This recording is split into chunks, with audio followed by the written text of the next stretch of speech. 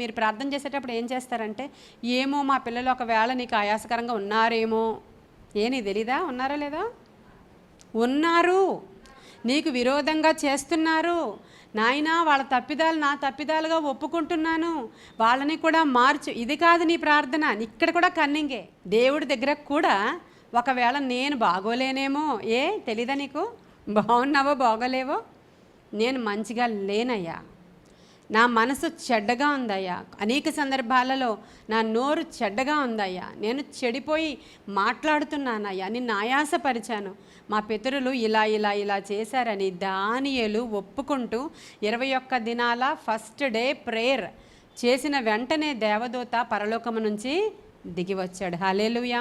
మనము ఇంట్లో ఎవరైనా మీకు ముల్లుగా ఏకుగా మేకుగా ఉన్న భర్త కానీ భార్య కానీ బిడ్డలు కానీ ఉంటే ముందు మీరు చేసిన అవిధేయతలు దేవుని దగ్గర ఒప్పుకోండి.